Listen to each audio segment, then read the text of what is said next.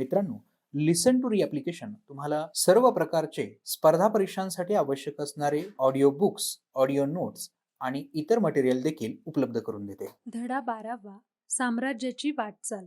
आतापर्यंत आपण मराठी सत्तेचा उदय आणि विस्तार पाहिला. स्वराज्य स्थापनेपासून ते साम्राज्यापर्यंतचा प्रवास कसा कसा झाला ते आपण अभ्यासलं. मराठ्यांचा उत्तर भारतात जो साम्राज्य विस्तार झाला त्यासाठी ज्या सरदार घराण्यांनी महत्त्वाचे योगदान दिले त्यांचा थोडक्यात आढावा आपण या पाठात घेणार आहोत. इंदोरचे होळकर. मल्हारराव हे इंदोरच्या होळकरांच्या सत्तेचे संस्थापक. त्यांनी दीर्घकाळ मराठी राज्याची सेवा केली. गनिमी काव्याच्या युद्धपद्धतीत ते निष्णात होते. पहिला बाजीराव आणि नानासाहेब पेशवा यांच्या काळात त्यांनी उत्तरेत पराक्रम गाजवला. माळव्यात आणि राजपुतान्यात मराठ्यांचे वर्चस्व प्रस्थापित करण्यात आले. त्यात त्यांचा मोठा वाटा होता. पानिपतानंतर उत्तरेतील मराठ्यांची प्रतिष्ठा सावरण्यास माधवराव पेशव्यास त्यांची फार मदत झाली. पुण्यश्लोक अहिल्याबाई या मल्हाररावांच्या पुत्र खंडेराव यांच्या पत्नी होत.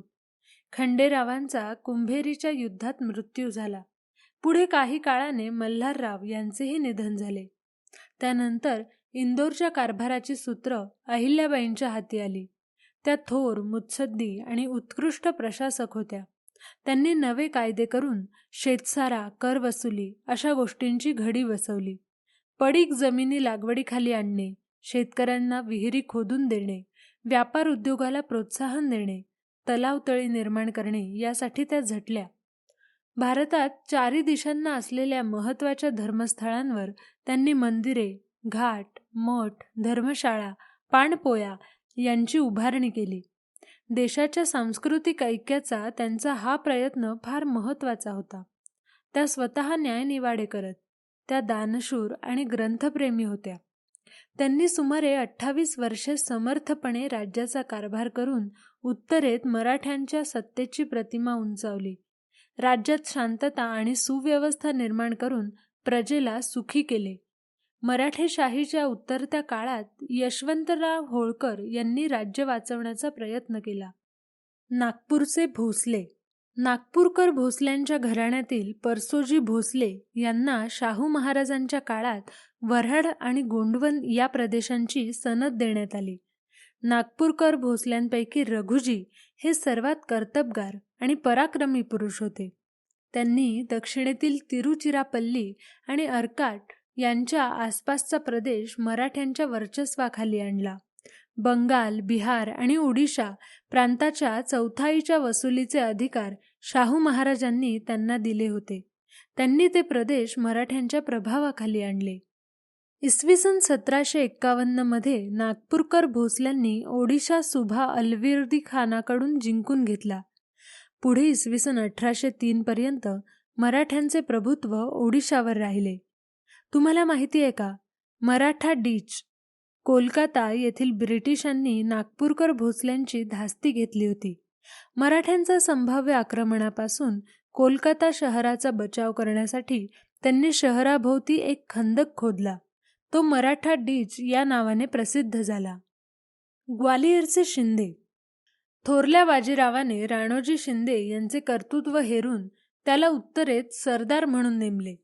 राणोजीच्या मृत्यूनंतर जयाप्पा, दत्ताजी आणि महादजी या त्याच्या मुलांनीही पराक्रम गाजवून उत्तर भारतात मराठ्यांची सत्ता प्रबळ केली. माधवराव पेशव्याने शिंदे घराण्यातील सरदारकी महादजींना दिली.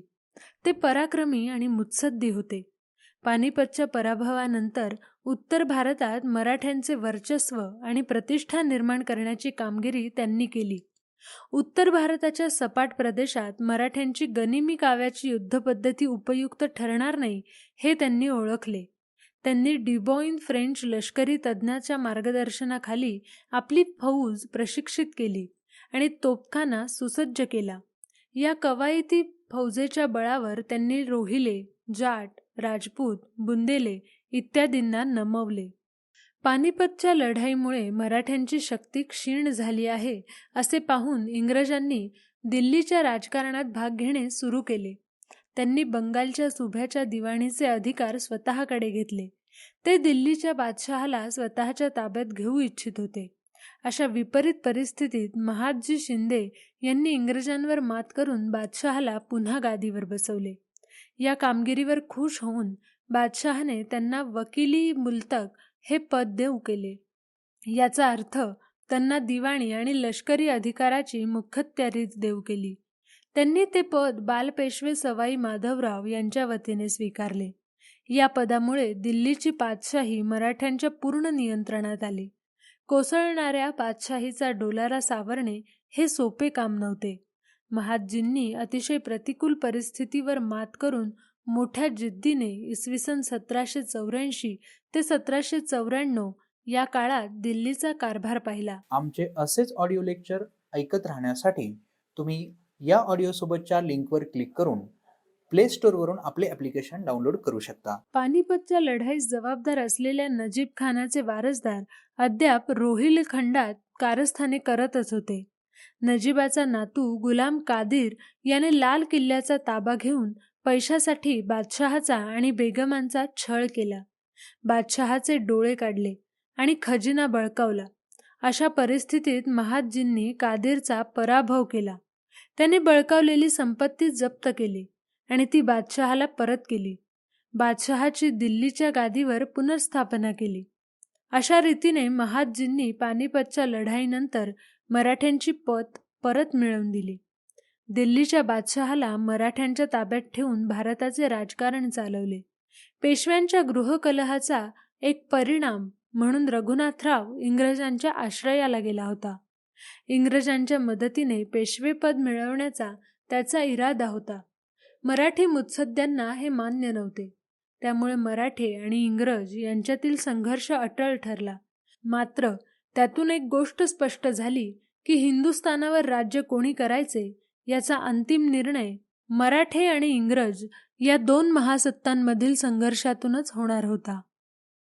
मुंबईहून इंग्रज बोरघाटामार्गे मराठ्यांवर चालून आले.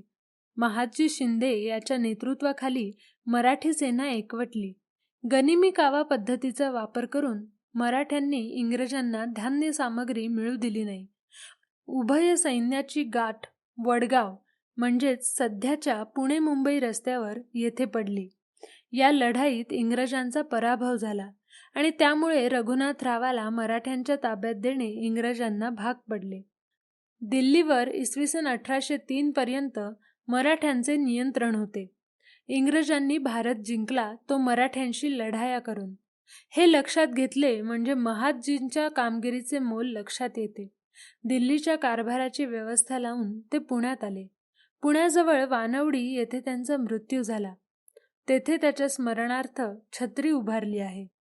शिंदे, होळकर आणि भोसले यांच्याप्रमाणे इतरही काही प्रमुख सरदारांनी मराठ्यांच्या राज्याची उल्लेखनीय सेवा केली.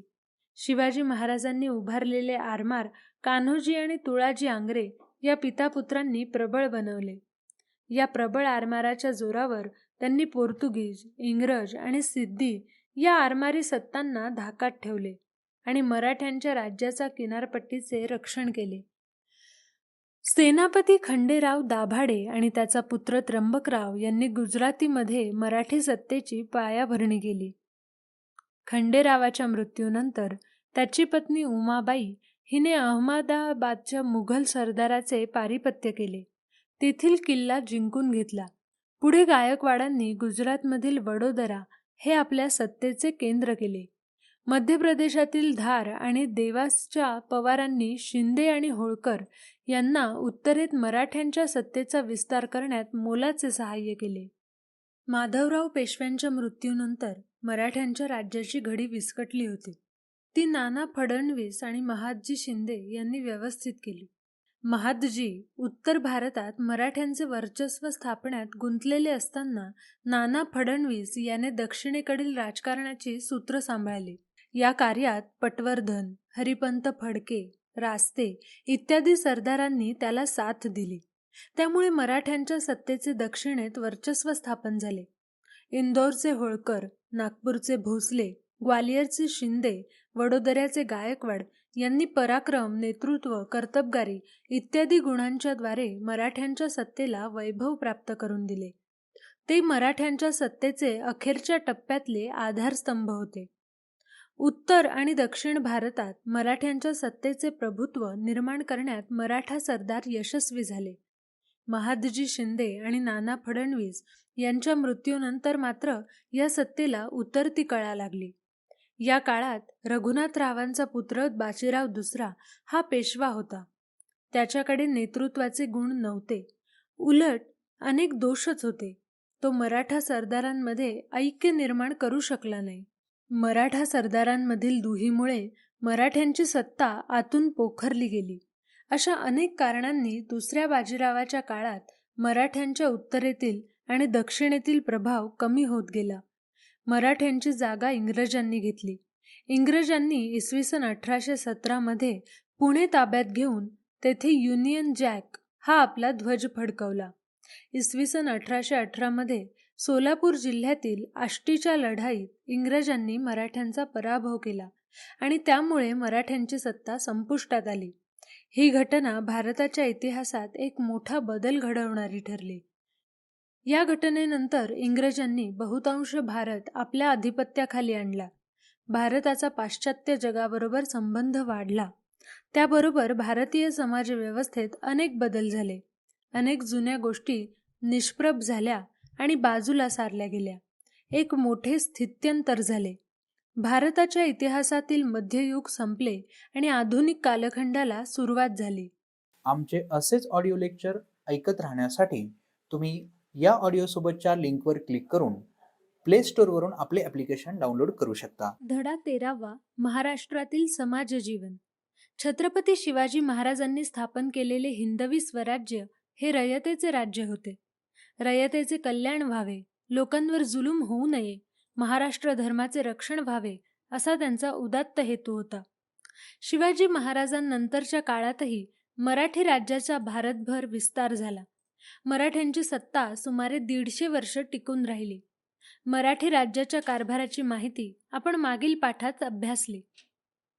या पाठात आपण त्या काळातील सामाजिक स्थिती आणि लोकजीवन यांविषयी माहिती घेणार आहोत. सामाजिक परिस्थिती. शेती आणि शेतीवर आधारित उद्योग हे उत्पादनाचे गाव पातळीवरील प्रमुख साधन होते. गावच्या पाटलाकडे गावाचे संरक्षण तर कुलकर्ण्याकडे महसूल सांभाळण्याची जबाबदारी असे. पाटीलकीच्या कामासाठी पाटलास जमीन इनाम दिलेली असे. त्याला या कामासाठी महसुलातील काही हिस्सा मिळत असे. बलुतेदारांना गावकीसाठी केलेल्या कामगाराचा मोबदला स्वरूपाने वस्तुरूपाने मिळत असे. खेड्यातील व्यवसायाचे काळी आणि पांढरी असे 2 प्रमुख भाग होते. काळीत काम करणारे ते शेतकरी आणि पांढरीत काम करणारे ते पांढरपेशी. गावगाड्यातील सर्व व्यवहार परस्पर समजुतीने करण्यावर भर असायचा. एकत्र कुटुंब पद्धतीवर भर होता. तुम्हाला माहिती आहे का, गावात लोहार, सुतार, कुंभार, सोनार इत्यादी 12 बलुतेदार असत. हे बलुतेदार गावकीची कामे करत. चालीरीती.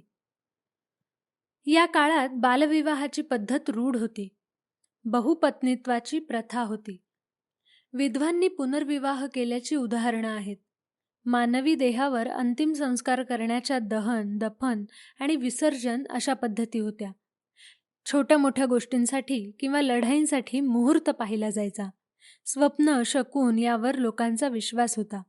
देव किंवा ग्रह यांचा कोप होऊ नये म्हणून अनुष्ठानं केली जायची. त्यासाठी दानधर्म केला जात असे. ज्योतिषावर लोकांचा विश्वास होता. शास्त्रीय दृष्टीचा अभाव आणि औषधोपचारांपेक्षा नवसाला प्राधान्य होते. राहणीमान. बहुसंख्य लोक खेड्यात राहत होते. खेडी स्वयंपूर्ण असत. केवळ मीठ त्यांना इतर ठिकाणांहून मागवून घ्यावे लागत असे. शेतकऱ्यांच्या गरजा मर्यादित होत्या. शेतकरी ज्वारी, बाजरी, गहू, नाचणी, मका, तांदूळ इत्यादी धान्य पिकवत होते. रोजच्या जेवणात भाकरी, कांदा, चटणी आणि कोरड्यास यांचा समावेश असे. आपल्यातील व्यवहार ते वस्तुविनिमय पद्धतीने करत असत. गावातील घरं साधी मातीविटांची असत. शहरात 1 मजली वा दुमजली वाडे असायचे. श्रीमंतांच्या जेवणात भात, वरण, पोळ्या, भाज्या, कोशिंबिरी, दही दुधाचे पदार्थ असत.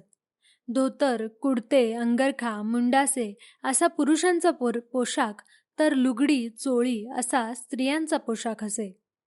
सण समारंभ: गुढीपाडवा, नागपंचमी, बैलपोळा, दसरा, दिवाळी, मकर संक्रांत, होळी, ईद इत्यादी सण उत्सव लोक साजरे करत असत. पेशव्यांच्या काळात गणेशोत्सव मोठ्या प्रमाणात साजरा केला जायचा. तो घरगुती स्वरूपात साजरा व्हायचा. पेशवे स्वतः गणेश भक्त असल्याने त्याला महत्त्व आले. प्रतिवर्षी भाद्रपद चतुर्थी ते अनंत चतुर्दशीपर्यंत हा उत्सव चालत असे. दसरा हा 3.5 मुहूर्तांपैकी एक असल्याने तेव्हापासून शुभ कार्याची सुरुवात लोक करायचे. या दिवशी शस्त्रास्त्रांची पूजा करत, सीमोल्लंघन करत, एकमेकांना आपट्याची पाने देत. दसऱ्यानंतर मराठे मोहिमेवर निघत असत. दिवाळीत बलिप्रतिपदा आणि भाऊबीज विशेष करून साजरी करत असत. खेड्यापाड्यांमध्ये जत्रा भरायच्या. जत्रेच्या वेळी कुस्त्यांचे फड भरत असत. गुढीपाडवा या दिवशी गुढी उभारून हा सण साजरा करायचे. उत्सवाच्या वेळी नाचगाणी, डफावरची गाणी, तमाशा इत्यादी मनोरंजनाचे कार्यक्रम व्हायचे. तमाशा हा करमणूक प्रकार फार लोकप्रिय होता. शिक्षण: या काळातील शिक्षण पद्धतीत पाठशाळा आणि मदरसा होत्या. लेखन, वाचन, हिशोबाचे शिक्षण घरातून मिळे. मोडी लिपीचा वापर व्यवहारात होत असे. दळणवळण प्रवास: घाटमार्ग, सडक, नद्यांवरील पूल या मार्गाने वाहतूक चालायची. धान्य, कापड, वाणसामान यांची वाहतूक बैलांच्या पाठीवरून होत असे. नदीतून जाण्यासाठी होड्यांचा वापर व्हायचा. पत्रांची ने-आण सांडणीस्वार आणि जासूद करायचे. खेळ: या काळात विविध खेळ खेळले जायचे. खेळ करमणूक आणि मनोरंजनाचे साधन होते. कुस्ती, युद्धकला हे खेळ लोकप्रिय होते. मल्लखांब, दंड, कुस्ती, लाठी, दंडपट्टा, बोथाटी हे खेळ खेळले जात. हुतुतू, खो-खो, आट्यापाट्या हे मैदानी खेळ, तर सोंगट्या, गंजिफा, बुद्धिबळ हे बैठे खेळ लोकप्रिय होते. आमचे असेच ऑडिओ लेक्चर ऐकत राहण्यासाठी तुम्ही या ऑडिओसोबतच्या लिंकवर क्लिक करून प्ले स्टोअरवरून आपले ॲप्लिकेशन डाउनलोड करू शकता. धर्म व आचार विचार: हिंदू व मुस्लिम असे 2 प्रमुख धर्म या काळात दिसून येतात. छत्रपती शिवाजी महाराजांचे धार्मिक धोरण उदारतेचे होते. प्रत्येकाने आपापल्या धर्माप्रमाणे वागावे, दुसऱ्यावर आपल्या धर्माची सक्ती करू नये अशीच विचारधारा या काळात होती. पाठशाळा, देवळे, मदरसा आणि मशिदी यांना सरकारकडून देणग्या दिल्या जात असत. दोन्ही धर्माचे अनुयायी एकमेकांच्या सणांमध्ये सहभागी होत असत. वारकरी, महानुभाव, दत्त, नाथ, रामदासी हे पंथ प्रचलित होते.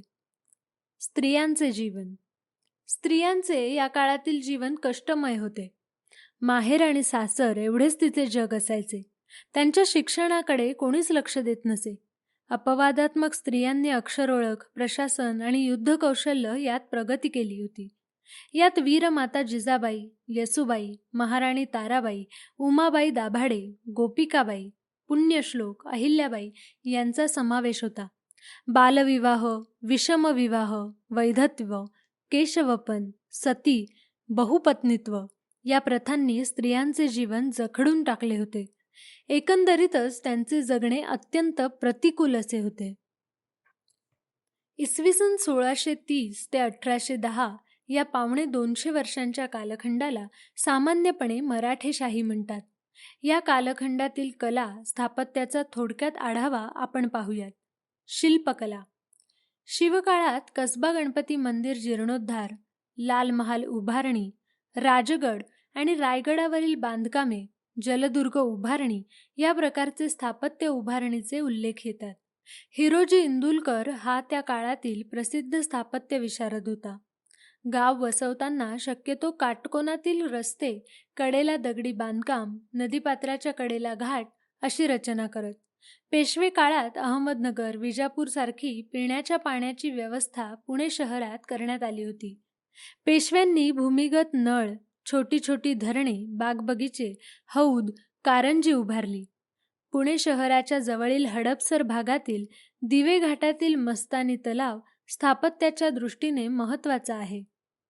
पुण्यातील शनिवारवाडा, विश्रामबाग वाडा, नाशिकचा सरकार वाडा, कोपरगावचा रघुनाथ पेशव्यांचा वाडा, सातारकर छत्रपतींचे वाडे, याशिवाय वाई, मेणवली, टोके, श्रीगोंदे, पंढरपूर येथील जुने वाडे मध्ययुगीन वाडा संस्कृतीची चिन्हे आहेत.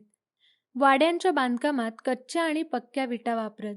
लाकडी खांब, तुळ्या, पाट, घडीव दगड, कमानी, उत्तम घोटलेला चुना, नळीच्या कौलांचे छप्पर, चिखल, बांबू यांचा वापर बांधकामात करत असत. वाड्यांच्या सजावटीसाठी चित्रकाम, रंगकाम, काष्ठशिल्प, आरसे यांचा वापर करत. मंदिरे. शिवकाळातील मंदिरे यादवकालीन हेमाडपंथीची पद्धतीची आहेत. कोल्हापूरच्या अंबाबाई मंदिराचे शिखर, ज्योतिबाच्या डोंगरावरील मंदिरे, शिखर शिंगणापूरचा शंभू महादेव, वेरूळच्या घृष्णेश्वराचे मंदिर ही शिल्पशास्त्राची उत्तम उदाहरणे होत. प्रतापगडावर भवानी देवीचे व गोव्याला सप्तकोटेश्वराचे मंदिर शिवाजी महाराजांनी बांधले.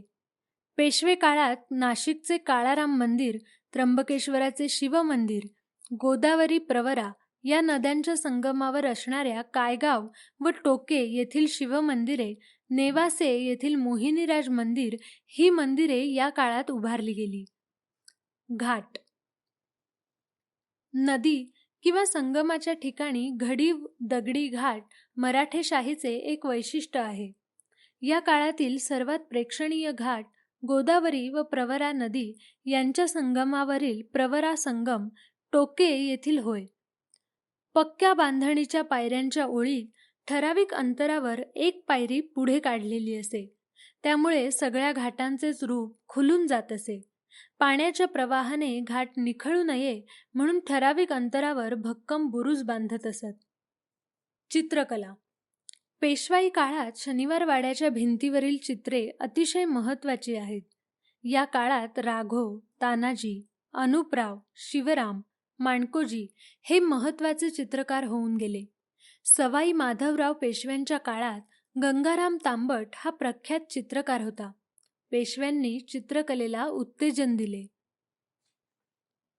पेशवे काळात पुणे, सातारा, मेणवली, नाशिक, चांदवड आणि निपाणी या भागातील वाड्यांमध्ये भिंतीवर चित्रे होती.